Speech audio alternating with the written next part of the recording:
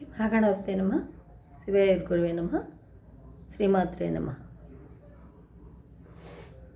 త్రయీవేద్యం హృద్యం త్రిపురహరమాచం త్రినయనం జటాభారోదారం చలదురగహారం మృగధరం మహాదేవం దేవం మయి సదయ భావం పశుపతిం చిదాలంబం సాంబం శివమతి విడంబం హృది భజే. ఎంతో గొప్పగా, ఎంతో అట్టహాసంగా, ఎంతో బలంగా, ఎంతో శక్తిగా, ఎంతో జాలి, దయ, ప్రేమ, కరుణ కలిగినటువంటి దైవము, ఎంతో ఉన్నతంగా ఉన్నటువంటి దైవము పరమశివుడు.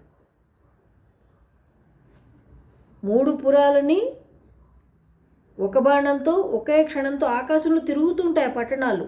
ఆ పట్టణాల్ని ఒక స్ప్లిట్ సెకండ్లో ముహూర్తాన్ని ఊహించి బాణం కొట్టి ఒకేసారి కూల్చేశాడు. అటువంటి పరమాత్మకు నమస్కారం. 3 రకాలుగా తెలుసుకోగలిగినటువంటి పరమాత్మ. వేద విద్యల ద్వారా ఆయన తెలియబడతాడనమాట. ఇలా చెప్పుకుంటూ పోతే రకరకాలుగా ఉందన్నమాట. ఆయన తెలియాలంటే కూడా చాలా కష్టం.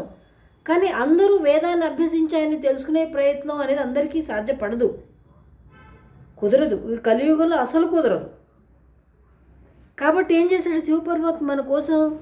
చాలా సుముఖంగా, చాలా సరళంగా, చాలా చాలా చిన్న ప్రయత్నంతో తనని ఏ విధంగా చేరుకోవచ్చో ఆయన మనకి తెలియజేస్తున్నాడు. ఏంటది? మొన్న మనం శివనామం గురించి తెలుసుకున్నాం. హిందూ ధర్మంలో భాగంగా, స్వధర్మంలో భాగంగానే ఇది చెప్తున్నానండి. ఇది ఇప్పుడేంటి, ప్రతి ఒక్క హిందూ ఏదో ఒక తిలకధారణ ఖచ్చితంగా చేసి తీరాలి. విభూత, కుంకుమ, తిలకము, కస్తూరు, గంధము, ఏదో ఒకటి. నుదురుని మాత్రం ఖాళీగా గోడలా ఉంచొద్దలా. గోడగా ఉన్నావంటే నువ్వు గోడై మిగిలిపోతావు, శిథిలమైన గోడలాగా మిగిలిపోతావు. ఏదో ఒక రోజు ఎందుకు పనికి రాకుండా అయిపోతావు. కాబట్టి ఆ నుదురుని, లలాటాన్ని ఎప్పుడు కూడా గోడలా ఉంచకండి. గోడమొహం వేసుకుని అస్సలు తిరగకూడదు హిందువులు. ఏదో ఒకటి ధరించండి. కాకపోతే నల్లటి బొట్టు, నల్లటికి కాటిక బొట్టు మాత్రం పెట్టుకోకూడదు. ఎందుకనంటే అది మనకి అశుభానికి సూచన. మనం అశౌచంలో ఉన్నాము, ఎవరు తాకవద్దని గుర్తు అన్నమాట ఆ బొట్టు. ఒక నల్లటి కాటిక తప్ప మిగతా ఏమైనా పెట్టుకోండి. మీరు విభూతి పెట్టుకుంటారా, కస్తూరి పెట్టుకుంటారా, తిలకం పెట్టుకుంటారా, కుంకుమ పెట్టుకుంటారా, గంధం పెట్టుకుంటారా, అంజనం పెట్టుకుంటారా, ఏదైనా సరే నుదురిని మాత్రం ఖాళీగా ఉంచకండి. ఇది మొట్టమొదటి చేయాల్సిన పని. స్వధర్మంలో భాగం ఇది మొట్టమొదటి. తర్వాత ఇక్కడ విభూతి గురించి మనం తెలుసుకునే ప్రయత్నం చేద్దాం. లలాటంలో ఎందుకు బొట్టు పెట్టుకోవాలి, లలాటాన్ని ఎందుకు ఖాళీగా ఉంచకూడదు అనడానికి ఇది మనకి సంకేతం. ఈ విభూతి అనేది మనకి 2 రకాలుగా తెలియజేయబడుతుంది. ఒకటి మహాభస్మం, రెండవది స్వల్పభస్మం. మహాభస్మం అంటే పండితులు, వేదాధ్యయనం చేసిన వాళ్ళు, మంత్రవేత్తలు, ద్రష్టలు, మునులు, యోగులు, ఋషులు ధరిస్తారు. ఇదే భస్మాన్ని సజలం అంటే నీటితో కలిపి వాళ్ళు రంగరించి మంత్రయుక్తంగా దాన్ని పూసుకుంటారు. సకల అంగాలలో కూడా దాన్ని వాళ్ళు పూసుకుంటారు. వాళ్ళు ఆపాదమస్తకం అంటే గోరు దగ్గర నుంచి తల వరకు కూడా. అయితే ఎవరు పడితే వాళ్ళు ఇంత భస్మాన్ని ధరించడానికి వీలు లేదు. ఇది ఒక జ్ఞానులకి మాత్రమే. జ్ఞానులు, శివదీక్షాపరులను కొందరు ఉంటారు, ఆరాధ్యులు అంటారు, లింగధారణం చేసిన వాళ్ళు, వాళ్ళకి పనికొస్తుంది ఇది. మిగతా వాళ్ళు ఆ విధంగా పెట్టుకోవటానికి మాత్రం వీలు లేదు. మనకి జాబాలోపనిషత్తు ఏం చెప్పిందంటే ఈ భస్మాన్ని మొత్తం 7 రకాలుగా ధరించవచ్చు. ఇప్పుడు చెప్పుకున్నాం మనం మహాభస్మము, స్వల్ప భస్మము. ఇది 7 రకాలుగా ఉంటుందన్నమాట. అవన్నీ కూడా ఇప్పుడు నేను వివరించట్లేదనమాట. అయితే ఈ భస్మాన్ని మనం 16 రకాలు, 7 రకాలు, 36 రకాలుగా కూడా ధరిస్తాం. రకాలంటే స్థానాలు. లలాటము, కనులు, ముక్కు, చెవులు, నోరు, గడ్డము, కంఠము, వెనక మెడ, భుజాలు, నాభిస్థానము, వక్షస్థలము, వెనక పృష్ఠభాగము, పురుషులైతే పురుషులకు సంబంధించినటువంటి అవయవాలకి, మోకాళ్ళకి, కింద పాదాలకి, వేళ్ళకి, బొటని వేళ్ళకి, ఇలా 36 స్థానాలు చెప్పబడ్డాయి. ఎందుకని అంటే ఇక్కడ మనం పెట్టుకునేటువంటి మంత్రానికి సంబంధించి దేవతల్ని ఆవాహన చేస్తున్నాం ఆ భస్మంలో. ఎందుకంటే భస్మం చాలా పవిత్రము, దాన్ని మించిన ఐశ్వర్యం ఏదీ లేదు. ఏది కాల్చినా సరే చిట్ట చివరి స్థితి ఏంటంటే భస్మం అయిపోతుంది. అది మోక్షస్థానం అని చెప్పబడుతుంది. అగ్నిరీతి భస్మ, వాయురీతి భస్మ, జలమితి భస్మ, వ్యోమయితి భస్మ, ఇలా ఏదైనా సరే భస్మం అవ్వాల్సిందే. ఆఖరికి నీళ్లను కూడా బాగా మరిగిస్తే నీళ్ళలోంచి కూడా మనకి భస్మమే వస్తుంది. హోమం చేసినా భస్మం వస్తుంది. ఆవు పేడని పిడకలా చేసి కాల్చితే అది భస్మం అవుతుంది. ఇవి చాలా సర్వశ్రేష్టమైన భస్మాలని చెప్పి, ఇంకా హోమ భస్మం ఏ అగ్నిలోంచైనా సరే వచ్చేది భస్మం ఉంటుందో దాన్ని పోగు చేస్తారనమాట. ఏది లభ్యం కానప్పుడు ఏ భస్మమైనా వేసేస్తారు, పూసేసుకుంటారు. శివభక్తులంతా కూడా ఒక రకంగా ఉంటారనమాట. మిగతా భక్తులలాగా వాళ్ళకి ఆడంబరాలు, అలంకారాలు, అట్టహాసాలు కూడా ఉండవు. ఎందుకంటే శాశ్వతం ఏంటనేది తెలుసుకుంటాడు శివభక్తుడు. శివభక్తుడికున్న గొప్పతనం అది. ఎవరైతే విభూతి ధరించి మనకి ఎదురుగుండా కనబడితే వెంటనే వాళ్ళకి ఖచ్చితంగా మనం నమస్కరించాలి. ఎందుకని? ఇక్కడ 3 లలాటంలో 3గా పెట్టుకుంటారు. 3 వేళ్ళతో కలుపు కానీ, ఏదో 2 వేళ్ళు ఇలా పెట్టి ఇలా కానీ, బొటన వేలుతో 2 వేళ్ళతో ఇలా అంది, బొటన వేలుతో ఇలా కానీ, మొత్తం 3 రేఖలు లలాటంలో ధరిస్తారు. ఈ 3 రేఖలలో కూడా చాలా గూఢార్థం ఉంది. ఒక్కొక్క రేఖలో కూడా 7 దేవతాశక్తులు ఉంటాయి, 9 దేవతాశక్తులు ఉంటాయి, ఇక్కడ 16 దేవతాశక్తులు ఉంటాయి. ఇవి గూఢము, మంత్రార్థాలు చెప్పటానికి వీలు పడదు, చెప్పకూడదు ఇలా. అదేంటంటే మనకి దీక్ష తీసుకుని అనుష్ఠానంలో ఉన్న వారికి మాత్రమే తెలియబడాలి. మిగతా వాళ్ళకి అవి తెలియాల్సిన అవసరం లేదు, ఉపయోగం లేదు. వాటిని ఆచరించడం కూడా కష్టమైపోతుంది మీకు రాను రాను. అంటే సాక్షాత్తు మనకి విభూతి ధరించి ఎవరైనా మనకి కనపడితే వెంటనే నమస్కారం పెడితే సాక్షాత్తు మనం పెట్టిన నమస్కారం అంతా కూడా ఆ యొక్క ఈ స్థానాల్లో ఉన్నటువంటి దేవతలకు వెళ్ళిపోతుంది. 27 మంది దేవతలు ఉంటారు మొత్తం అక్కడ. ఇవన్నీ రుద్రాంశ సంభూతులే. రుద్రుడు, ఈశ్వరుడు, మహాకాళుడు, శివుడు, సదాశివుడు, ఇలా పరమేశ్వరుడు, పరమేశ్వరి, మహావిష్ణువు, వీళ్ళందరూ ఉంటారు అక్కడ. కాబట్టి లలాటాన్ని ఎప్పుడూ ఖాళీగా ఉంచవద్దు. శివభక్తులు శైవుణ్ణి పూజిస్తారు కాబట్టి శుభ్రంగా విభూతి అలమేసుకోండి, మొత్తం నూరంతా పెట్టేసుకోవచ్చు. లేదా గంధమైనా అలంకరించండి, లేదా కుంకుమైనా అలంకరించండి. ఏదైనా సరే ఖాళీగా ఉంచకండి. ఇక్కడ ఎవరైతే అలంకారం చేసుకుంటారో, ఇప్పుడు చెప్పిన వస్తువులతోటి మంగళకర ద్రవ్యాలు ఏవైతే ఉన్నాయో వాటితో అలంకారం చేసుకుంటారో వాళ్ళు సకల దేవతా పూజ చేసిన ఫలం వాళ్ళకు వస్తుంది. బాస్పీట వేసుకుని మడిగట్టుకుని కూర్చుని గంటలు గంటలు చేసిన ఫలం ఏదైతే ఉంటుందో ఈ విభూతి ధరించడం ద్వారా వస్తుంది. మంత్రవేత్తలకన్నా కొన్ని మంత్రాలు నియమించబడ్డాయి. భూతిర్భూతకరి పవిత్ర జనని పాపోఘ విధ్వంసని సర్వోపద్ర నివారిణి భూతి సదాధారితం. భూతిర్భూతకరి, ఇవి సకల జీవరాశులు కూడా ఈ విభూతి ఏమొస్తుందంటే భూతిర్భూతకరి, జీవనాన్ని కొనసాగించేట్టు చేస్తుంది. అంటే అపమృత్యు భయం లేకుండా చేస్తుంది. భూతిర్భూతకరి పవిత్ర జనని, పవిత్రతని మనకి కలగజేస్తుందన్నమాట. ఆ భూతి ధరించిన అంత మాత్రం చేత పవిత్రులం అవుతాం. శిరస్సు మీద కూడా విభూతి పెట్టుకోమని చెప్తోంది ఇక్కడ. చెవులకి, కనురెప్పలకి ఇవంతా కూడా ధరించవచ్చు విభూతి. పవిత్ర జన్ని పాపోహ విధ్వంసని, తెలిసి తెలియని పాపాలన్నీ కూడా ధ్వంసం అయిపోతాయి విభూతి ధారణ చేయటం వల్ల.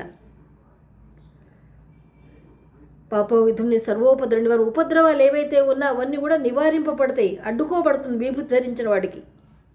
ఉపద్రవాలు ఉండవు. విభూతి ధారణ చేయటం వల్ల ఉపద్రవాలు మన్ని తాకవన్నమాట. పవిత్ర జనని పాపో విధ్వని సర్వోపద్రని వాడిని భూతి సదాధరితం, ఎప్పుడు విభూతి ధరించే ఉండాలి. ఏ స్థితిలో ఉన్నా విభూతి మనం పెట్టుకోవచ్చు. బతుకున్న వాడికి విభూతి పెడతాం, చనిపోయిన వాడికి కూడా విభూతి పెడతాం, అప్పుడే పుట్టిన పిల్లలకి విభూతి పెడతాం. విభూతిలో అంత శక్తి ఉందన్నమాట. సాక్షాత్తు శ్రీకృష్ణ పరమాత్మ బాల్యంగా ఉన్నప్పుడే వాళ్ళ అమ్మ విభూతి పెట్టేది, దిష్టి తీసి విభూతి పెట్టేది. ఇది చాలినట్టు మన శ్రీకృష్ణుడు చాలా కొంట వేషాలే కదండి. శ్రీకృష్ణుడు అంటేనే లీలలు, తెలియక చేసిన అని తెలిసి చేసినవి. ఆయన చాలా భలే ఆహ్లాదంగా ఉంటుందన్నమాట శ్రీకృష్ణుడి చరిత్ర అంతా కూడా. నారదుడు వచ్చి శ్రీకృష్ణుడు అడుగుతాడు, ఏంటి శ్రీకృష్ణ నువ్వు దేవుడు అయి ఉండి ఏంటి పిల్ల చేష్టలు ఏంటంటే, ఏవో నేను చిన్నపిల్లాడిగా పుట్టేసరికి నాకు అంత ఇట్లా అల్లరి చేయాలనిపిస్తోంది. విష్ణు అంశలో ఉన్నప్పుడు నేను మహావిష్ణువుని అయినప్పుడు వైకుంఠం అల్లరి చేయలేను కదా, అక్కడ దర్జాగా హుందాగా ఉండాలి నేను, నా భక్తులు వాళ్ళందరూ ఉంటారు, పరిపాలన చేయాలి కాబట్టి అల్లరి కుదరదు. మరి నేను ఎప్పుడు అల్లరి చేయాలి? అందరూ చేస్తున్నారు కదా. నేను అందుకే శ్రీకృష్ణ అవతారంలో చాలా అల్లరి చేశానని చెప్తాడనమాట. ఒకరోజు ఆ యొక్క శ్రీకృష్ణుడిలా పాక్కుంటూ వస్తూ ఉంటాడు. తల్లి చూస్తుంది ఆ పిల్లాడిని, యశోదమ్మ చూస్తుంది. శ్రీకృష్ణుడు చూసి అనుకుంటుంది, అట్లాగే చూస్తూ ఉండిపోతుంది. ఎందుకు చూస్తుంది? చూడలేదు అంతకుముందు అంటే చూసింది, కానీ ఇప్పుడు శ్రీకృష్ణుడు ఇంకోలా కనపడుతున్నాడు.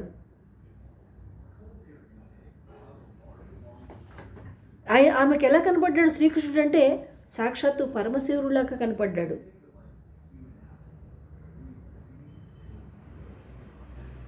ముంగట వెలుగొందు ముక్తాలలా ముంబు తొగడ సంకడి కాని తునుక కాగా.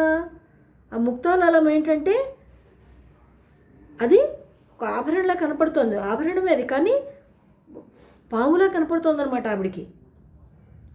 పూసిన నెరిభూతి విభూతి పూత కాగా. ఆ విభూతి పూసుకున్నాడు, పౌడర్ వేస్తుంది వాళ్ళమ్మ. ఇది కాక మట్టిలో పాకుతున్నాడు, అదంతా ఒంటికి పట్టుకుపోయింది. అదంతా విభూతి పూసుకున్నాడా అన్నట్టుగా ఉందిట.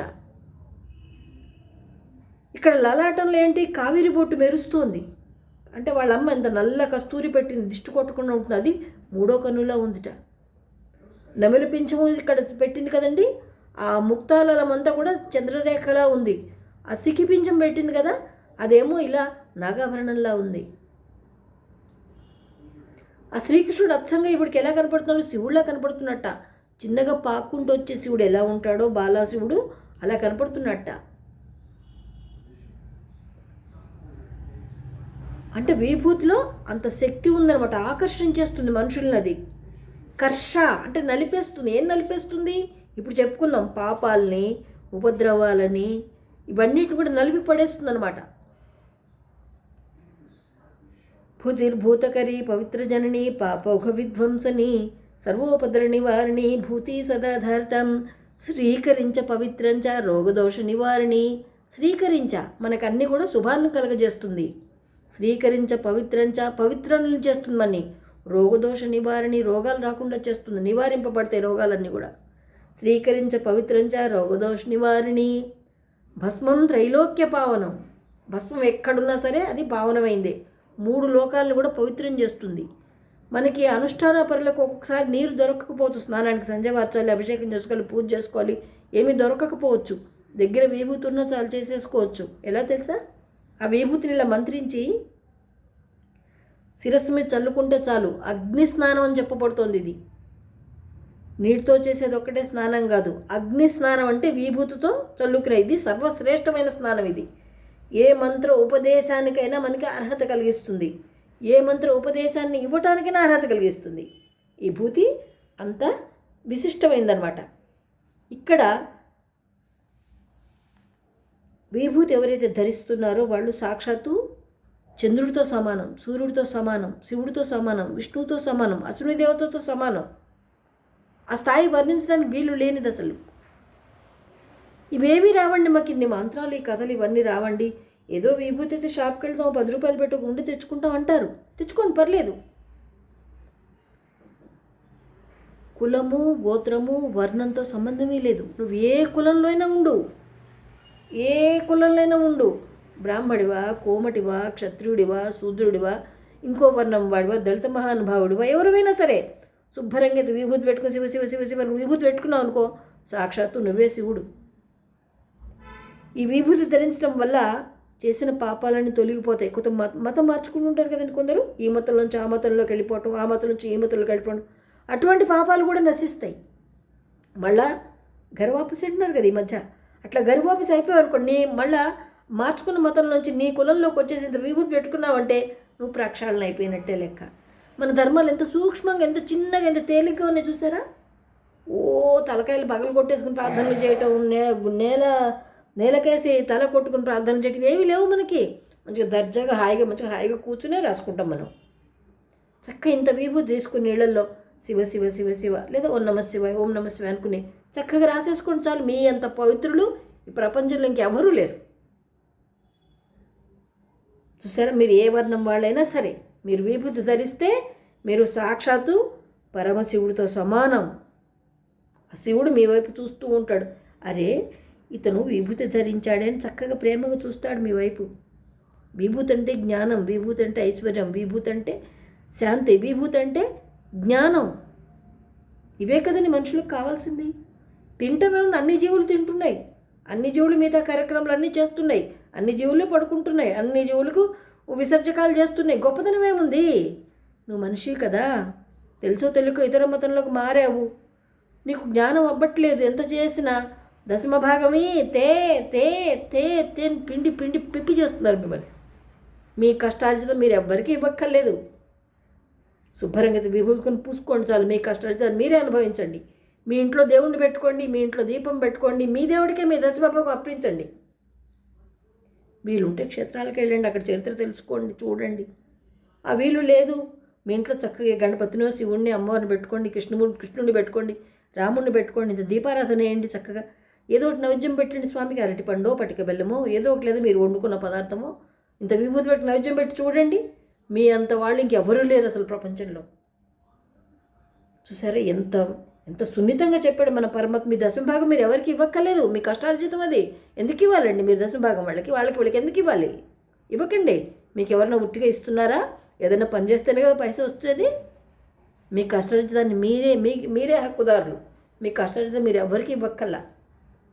చక్కగా గర్వాపస్ అయిపోండి, చక్కగా విభూతి పెట్టుకోండి, హాయిగా మీ ఇంట్లో దేవుణ్ణి పెట్టుకోండి, మీ ఇంట్లో దీపం పెట్టండి, మీ ఇంట్లో ధూపం పెట్టండి, మీ ఇంట్లో ఏమీ లేదు పంచదార నైవేద్యం, ఏమీ లేకపోతే నీళ్ళు నైవేద్యం పెట్టండి. కానీ విభూతి ధరించండి. విభూతి ధరిస్తే సాక్షాత్తు మీరు శివుడంతటి వాళ్ళు, శివగణాలతో సమానం మీరు. ఎంత తేలికగా చెప్పారు చూసారా మనకి. ఇది మా శివపురాణంలో ఉంది. ఇది వేద ప్రమాణిక. నేను చెప్పేది మామూలు కథ కాదండి, వేదంలోంచి తీసుకునే చెప్తున్నా. ఇదంతా ఆధారంగా సాక్షాత్తు శివుడే చెప్పాడు. విభూతి ఇట్లా 36 స్థానాల్లో ధరించిన వాళ్ళ గురించి చెప్పడం అనేది శివుడు తప్ప ఇంకెవరు చెప్పలేరు. ఎందుకంటే సమస్త దేవతలు మనలోనే ఉన్నారు. మనం మనుషులం కదా, మనలోని అశ్విని దేవతలు ఉన్నారు, మనలో నక్షత్ర మండలం ఉంది, మనలో సప్తర్షులు ఉన్నారు, మనలో మహావిష్ణువు ఉన్నాడు, మనలో మహాలక్ష్మి ఉంది, మనలో మహాసరస్వతి ఉంది, మనలో మహారుద్రుడు ఉన్నాడు, మహాపరమేశ్వరుడు ఉన్నారు, లలితాపరా భట్టారికి ఇక్కడ ఉంది సదాశివుడితో పాటు. ఇంకేం కావాలి నీకు? మన మతంలో లేనిదేంటి? ఎందుకు మారుతున్నారు? స్వధర్మాన్ని మించింది ఏదీ లేదు. ఆడుతూ పాడుతూ హాయిగా విభూతి రాసుకుని ఎన్నెన్న గంతులు పెట్టి చేసుకోండి శుభ్రంగా. చూసారా మనకి విభూతి చెప్పటం వల్ల ఎంత ఉందో. ఇక్కడ విభూతి ధరించడం వల్ల వాళ్ళల్లో ఈశానుడు ఆవహింపబడి ఉంటాడు, భీముడు ఆవహింపబడి, అంటే శక్తివంతుడు అవుతాడు, ఐశ్వర్యవంతుడు అవుతాడు, జ్ఞానవంతుడు అవుతాడు. దక్షిణామూర్తి స్వరూపం అన్నమాట అది. కాబట్టి లలాటాన్ని ఖాళీ ఉంచకండి.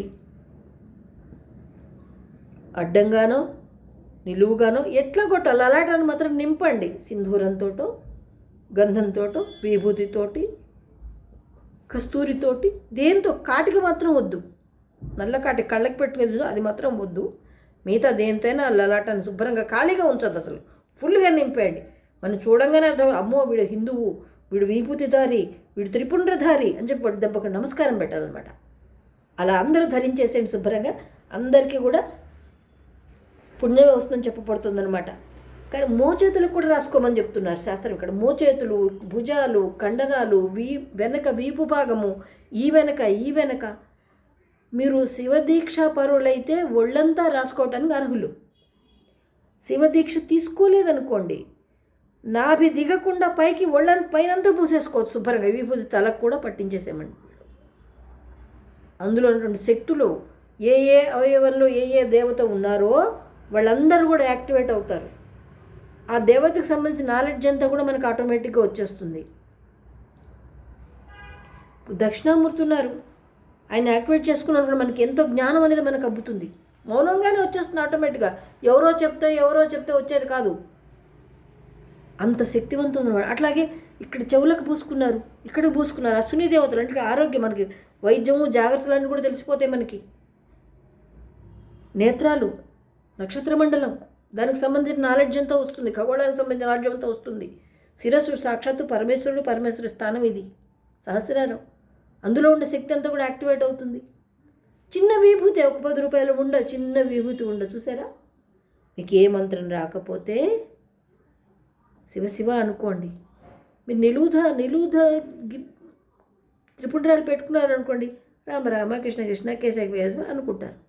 ఏదో ఒకటి భగవన్నామం పెట్టుకుంటూ లలాటాన్ని కనుక మనం నిండుగా అలంకారం చేస్తే ఖచ్చితంగా అక్కడ ఉన్న దేవతలందరూ కూడా యాక్టివేట్ అవుతారు. సకల దేవతలు మనలోనే ఉన్నారు, బయట ఎక్కడో లేరు. పాదాలు సముద్రాలతో పోల్చారనమాట. పాదాలకు విభూతి రాస్తే సముద్రంతో సమానం. అది కాకపోతే పాదాలకు అందరూ రాసుకునే యోగ్యత అందరికీ ఉండదు. అది చెప్పా ఇప్పుడు. ఆరాధ్య లింగాన్ని ధరించినటువంటి బ్రాహ్మణులకు మాత్రమే అర్హత ఉంటుంది, మిగతా వాళ్ళకు ఉండదు. అది మిగతా వాళ్ళందరూ కూడా నాభి అంటే బొడ్డు దిగకుండా పై భాగాలకి ఊర్ధ్వ భాగాలకి రాసుకోవాలి. వాళ్ళు కిందకి వెళ్ళడానికి వీలేదు, ఆ శక్తి వాళ్ళు తట్టుకోలేరు కాబట్టి వాళ్ళకి లేదు. కాబట్టి ప్రతి ఒక్కళ్ళు కూడా శుభ్రంగా విభూతిని ధరించండి. అగ్నిరితి భస్మ, వాయురితి భస్మ, స్థలమితి భస్మ, వ్యోమేతి భస్మ. ఎప్పటికైనా సరే కాలగమనంలో ఇవంతా కూడా భస్మం అవ్వవలసిందే. ఆ జ్ఞానాన్ని ఇముడ్చుకున్నప్పుడు మనం ఎవరికి అపకారం తలపెట్టము, ఏ తప్పు చేయము, ఏ హాని చేయము, ఇంకోళ్ళ ఆస్తులు పాస్తులు కొల్లగొట్టము, ఇంకోటి దానికి ఆశపడము. ఇదే శివజ్ఞానం. శివుడు అందుకు హాయిగా నిరాడంబరంగా కూర్చుంటాడు, హాయిగా ఎంత హ్యాపీగా ఉంటాడో. మనం కూడా అంత హ్యాపీగా ఉండగలుగుతాం. అప్పుడు నువ్వు మంచు కొండల్లో ఉన్నావా, చెట్టు కింద ఉన్నావా, చెట్టు త్వరలో ఉన్న సంబంధమే లేదు. ఎందుకంటే సంతోషం అనేది మన మనసుకు సంబంధించింది. అది బయట నుంచి డబ్బులు ఇస్తే వచ్చేది కాదు, కొనుక్కునేది కాదు, ఎక్కడికో వెళితే వచ్చేది కూడా కాదు. మనలోంచే రావాలి. సంతోషమైనా, బాధ అయినా, ఏడుపైనా ఏదైనా మనలోంచే ఉంటుంది. దాన్ని మనం ఒడిసి పట్టుకోగలుగుతాం, ఆ ఆనందాన్ని మనం పట్టుకోగలుగుతాం. ఏ స్థితిలో ఉన్నా హ్యాపీగా ఉంటాం, మనసు కంటకుండా హ్యాపీగా ఉంటాం మనం. ఇక్కడ నేను అనేది వేరే ఉన్నా, ఇది నా చెయ్యి, ఇది నా శరీరం, ఇది నా వేలు, ఇది నా కన్ను అంటే నేను అనేదానికి ఇవన్నీ అతకబడి ఉన్నాయి. ఆ నేను అనేది ఏదైతుందో అది పరమాత్మ. అది ఎప్పుడు సెపరేట్గానే ఉంటుంది. ఆ పరమాత్మని మనం తెలుసుకోగలుగుతాం. ఆ జ్ఞానం మనకి విభూతి ప్రసాదిస్తుంది అన్నమాట. జై హింద్, మేరా భారత్ మహాన్.